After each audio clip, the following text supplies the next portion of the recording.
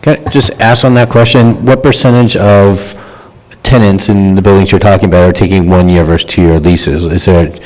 What is your percentage breakdown? We have seen, even before the 0 and the 1%, a trend away from 2-year leases. So what's do you have a percentage? We traditionally have said 40% of people doing 1 year leases and 60% are doing 2 year leases. Are you saying that's shifting? Yes, it has shifted. The last time I looked, it had moved from 60% to 55%. I presume that shift has continued, depending on the individual situation. You know, if you've got a tenant with an $800 rent and who's been in the apartment for 30 years and knows from experience over time that it pays to take the longest term lease they can get, those tenants may still be taking a 2-year lease. But obviously, if you look at the kind of portfolio that Scott has, where you've got higher rent apartments, everybody is taking a 1-year lease.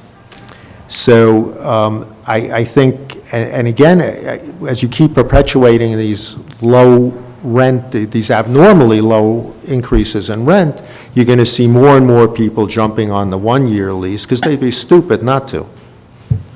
Yeah, I think the HVS bears that out, the most current 2014 HVS. It's about, I think, it's about 46 or 47% are taking 2-year leases, about 44% 1-year leases, and then the others are signing vacancy leases, essentially. So yeah, that gap used to be quite a bit more favorable to the 2-year, so.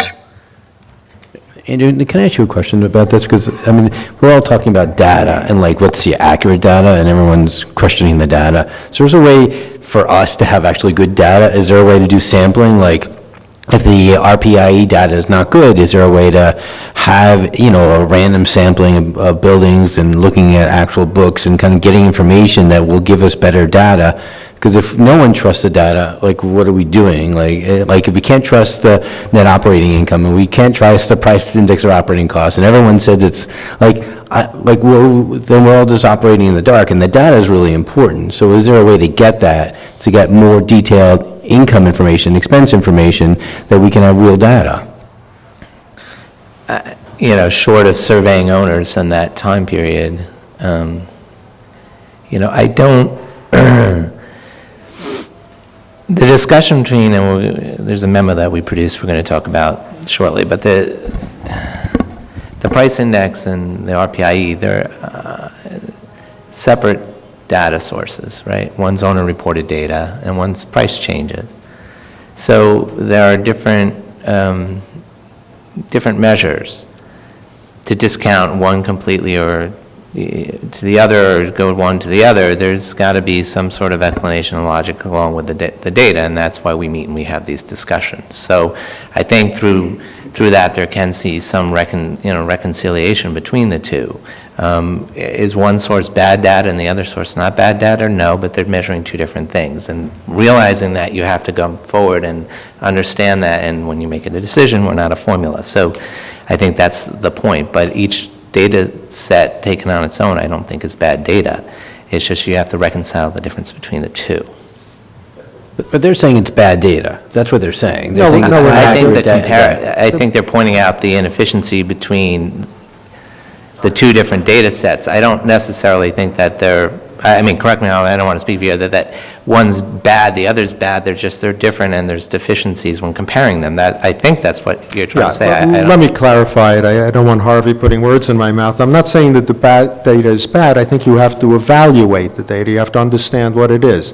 As Andrew just said, you have to understand that the price index is a price index. It doesn't measure cost. And to some degree it does, but that's not the intention of it. It's a market basket of a constant basket of goods and services, and there is nothing constant in owners' expenses, as we have just heard. You have mandates that keep coming in, whether it's local law 11, 85, 87. They're local laws, they're requirements, they're great. You know, there's nothing like having clean air to breathe, supported wholeheartedly. but it costs money, and these mandates are unfunded. So you have to take a look at all of these in context. The RPIE is what it is. It's owner-reported expenses, but it's those expenses and those incomes that DOF, the Department of Finance, allows you to report on those forms. If they don't allow you to report capital costs, that's not in the data, and you have to understand that. So we're not saying the data is wrong, and it never has been. That's why I introduced the old concept that the board used to use of quantitative and qualitative considerations. You have your quantities, you have your measurements. Now you've got to look at those and evaluate them in the real world. If your price index tells you that costs went down, but we know in the real world, when you look at either the RPIE data or the co-op and condo data, operating costs didn't go down, they go up. Every year, they go up. And that's where your qualitative considerations come in. So we're not sitting here in a position where we're saying this is bad data. We're saying recognize it for what it is, deal with it what it is, and come up with a realistic solution that's an everyday solution, not a hypothetical, theoretical, or politically driven solution. I would just add to that, too, that, we're looking at one data set that's almost 2 years old. We're looking at one data set that's trying to project a future that has a kind of warmest winter on record, which may or may not happen next year. And we're ultimately making a decision that goes into effect October 1st through September 30th, 2017. So, we have a lot of backward-looking data. The only forward-looking data is the future PIOC, which we all agree has its pros and cons. So I would also, as an owner rep, agree, would not use the term bad data, but it has to be time-bound and has to be interpreted by us as a board to figure out how to put that on to a future period, because we're making a decision for a future period. I just have a comment. It would surprise you, Jack, that we do agree on one thing, and that is that our responsibility is actually not to make sure that we're restraining landlords' profit, but we're also not bound to restrain, to increase their profit any given year. We're actually supposed to look at the whole climate and make a decision that's best for the city, because we are at a crisis. That's why the law exists currently, right? And so I do want to say that we are talking about all of these things in like a bubble where, vacancy allowance don't occur, where MCIs are not occurring, where IIs are not occurring. And we're talking about expenses as if there's no other, way of meeting these expenses. And then also it's an investment. When you add something to a building, when you change a nice intercom system, when you are converting to a co-op, it's an investment for people. And this is a business, and there are costs to doing business. That does not mean that as a board, we're just going to say, oh, well, there are costs to doing business, therefore we're just going to increase rents, because we want to make sure you're breaking even and that you're making the profit that you want to be making. And so I just want to make sure that we keep that in mind. And when we talk about all of these numbers and what's right and what's wrong, what data we should use and shouldn't use, because at the end of the day, we're supposed to be looking at a whole. We can sit here and talk about how much expensive tenants throughout the city have to face, how much food cost is, all of these other things, right? And talk about all of those little pieces, but at the end of the day, it is a business, and if you aren't breaking even, there are recourses that you can take to make sure you are making a profit. And so I do think that we have to be mindful of that, and we are talking about all of these costs as if they exist without any other bonuses and vacancies and other things that landlords actually get. And, the increases in MCIs are insane. I mean, I work in buildings where the tenant rent is going to go up $350. $100 and something per room. There are buildings that are also getting IAIs. A tenant moves in, and the previous tenant was paying $700. Now the new rent is set at $1,300. So we are, and even if the market doesn't call for it, that's a legal rent. And so you might not be collecting this legal rent, but you are able to now charge preferential rents, which I don't know if folks got some chance to read some of the articles that are coming out around preferential rents, are actually one of the greatest reasons why people are moving out. And we're just not even talking about evictions. And I call them forced evictions because people have to move out because can't afford to live there. So there are a lot of other things that I think that we have to consider, and when we hear testimony both from tenants and landlords, that we aren't, we're not here to just like say, oh, things are more expensive, let's just give you an increase. Because things are always more expensive, and we have to both balance it. And currently, with the data that we have, I think that we can do that, and we should be doing that and having these conversations, and some of them are not fun conversations because we're not going to agree necessarily, but I do think that, when you guys talk about, well, someone moves out and we need to check for lead paint, right? If someone was living there for 20 years, that's a 20% increase in rent, just off the bat, because they moved out. That's not including the RGB increases, if there are some. That's not including if they had MCIs that year, of 6% at a cap. That's not including if they do IAI. So we are not talking about some of these increases as if they're like, there's no other way of increasing rents. Thank you, Shiloh. You raise a great point, Shayla, sorry. You raise a great point, and I'd just like to respond to it, because you're right, there are other revenue sources other than guideline increases for property owners. Those other increases, by the way, are reflected in the income and expense data. The RPIEs filed by property owners reflects income from all sources, not just rentals, but commercial income too, which is another issue I won't get into right now. But what your point also illustrates is that if owners had only relied, even before the 0% and the 1%, if owners were reliant totally on the guideline increases enacted by this board, we would be in serious trouble. Those that, somebody else pointed out, those increases have been only a percentage of the price index, or I'll say a percentage of owners' real increase in costs. Owners, fortunately, have been able to rely on vacancy increases, MCIs, individual apartment increases, and so forth. Those owners who only have RGB increases to rely on are in trouble. And so, yes, you need to take that into account, but to my mind, it works the other way. You need to provide a rent guideline increase for property owners who may not have the deep pockets to do the MCIs, who may not get the turnover and the vacancies because their rents are so low, nobody's moving.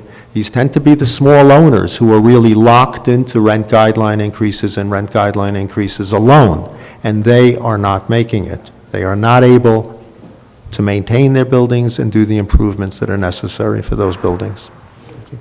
It's not working.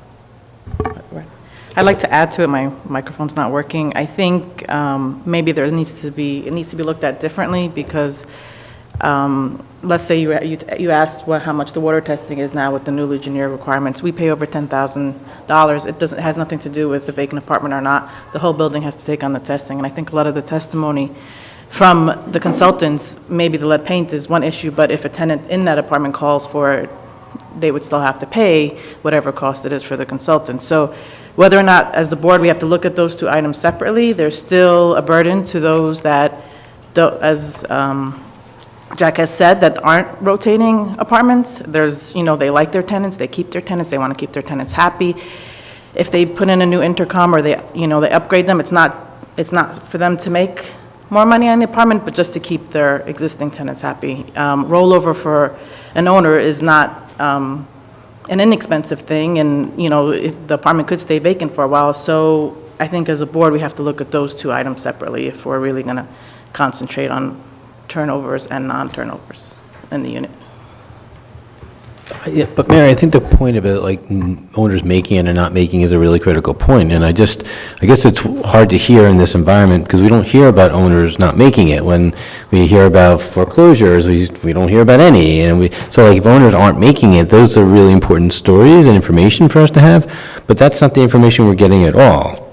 We're getting, I don't know who's telling us, but we're not hearing that owners not making. We're not hearing people applying for hardship increases at HCR. We don't hear stories of people, multifamily buildings going into foreclosure, lowest foreclosure rates we've seen in a really long time. So I understand the concern about owners not making it, and those are real issues. But I think we need somehow to have that data-driven information to support those claims. But are we feeling that we need buildings to go into foreclosure for this actually to be a point?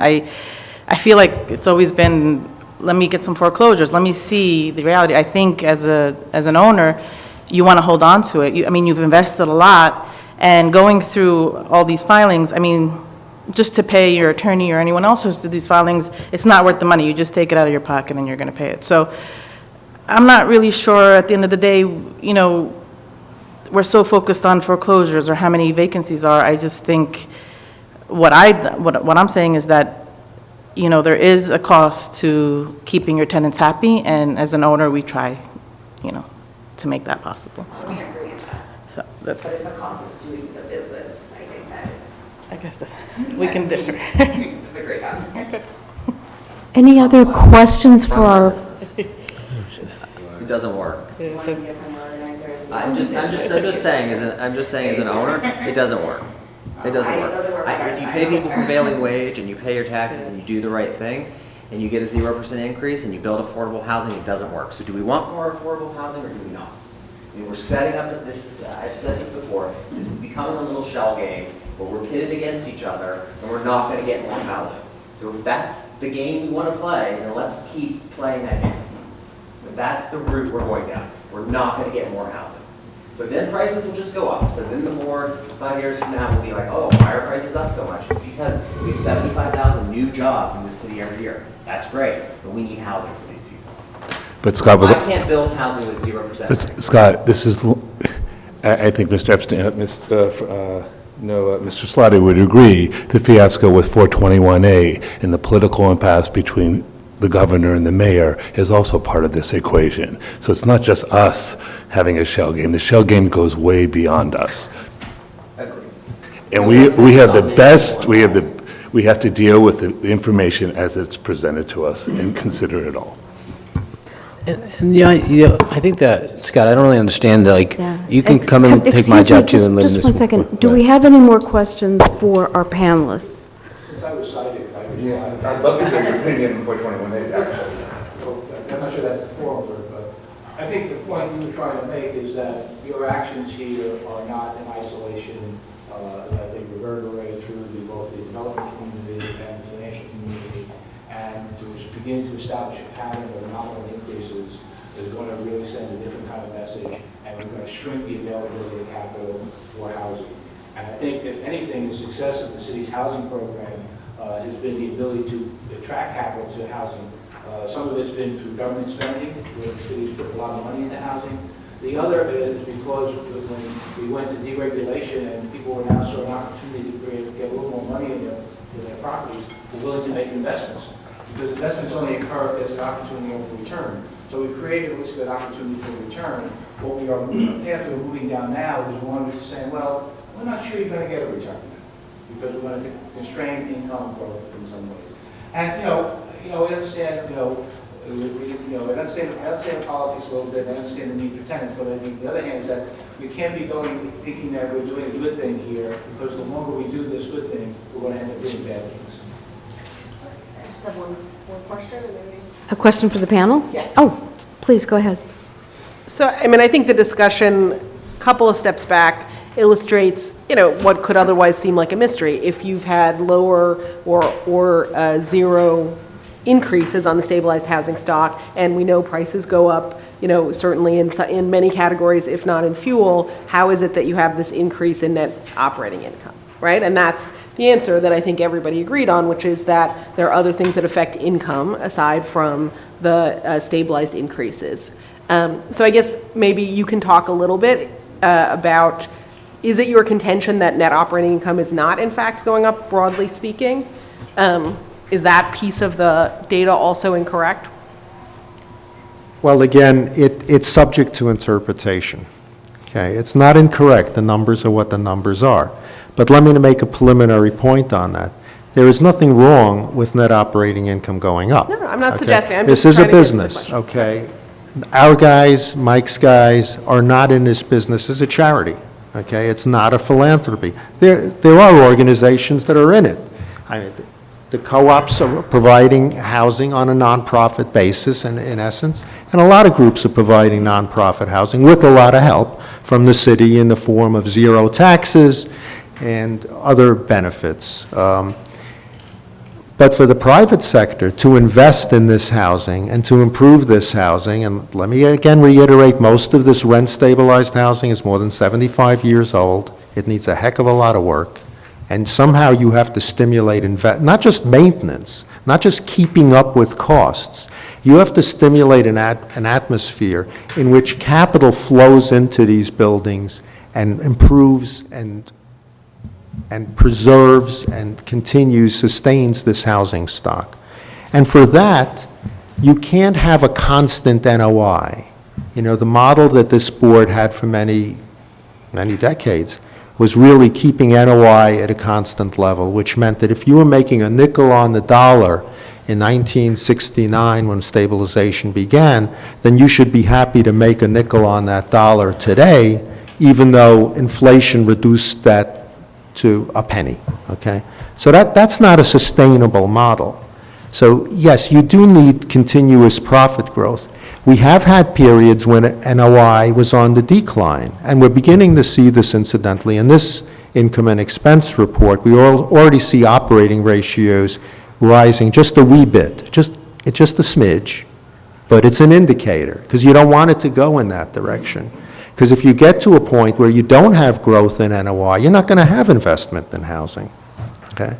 So I just want everybody to understand that profit is not a bad thing in a private housing market. It's a prerequisite to maintaining and sustaining our affordable housing stock.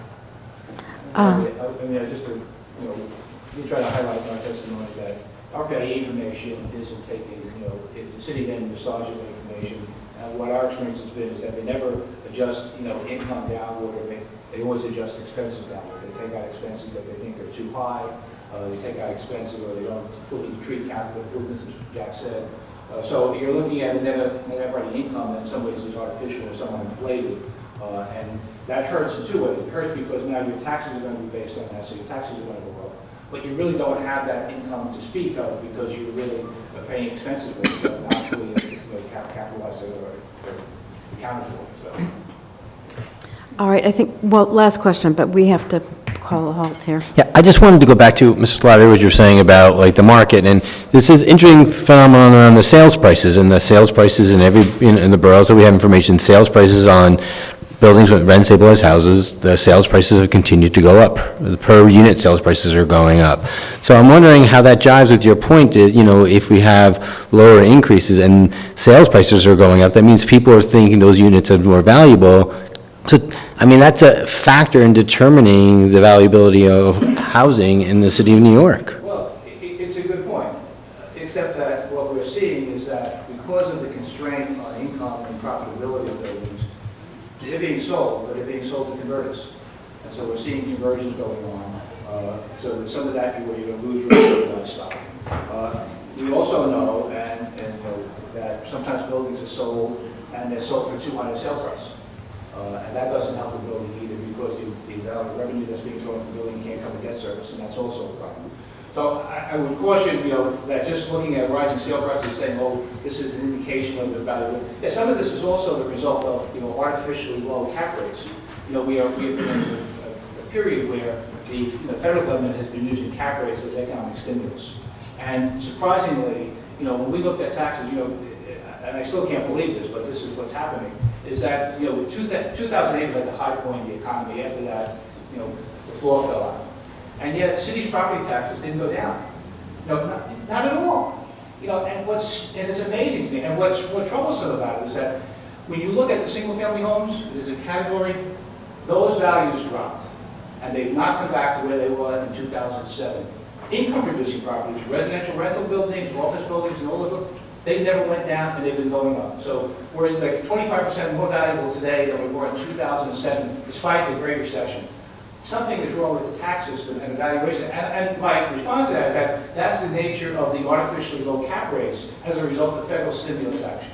And the city should have taken that into account and said, this is really not a market cap rate, this is really something that would help the economy, and made some adjustment, because not everyone could sell those buildings at that price or borrow at that account. Because what was happening in terms of the sales price is that, yes, you could borrow, you could buy buildings, make it, that was the value of it, but you couldn't get debt to do that. You know, if you want to put more equity in, okay, you can do that.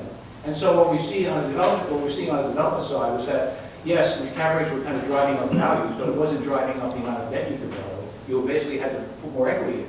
So those who were well capitalized could do that.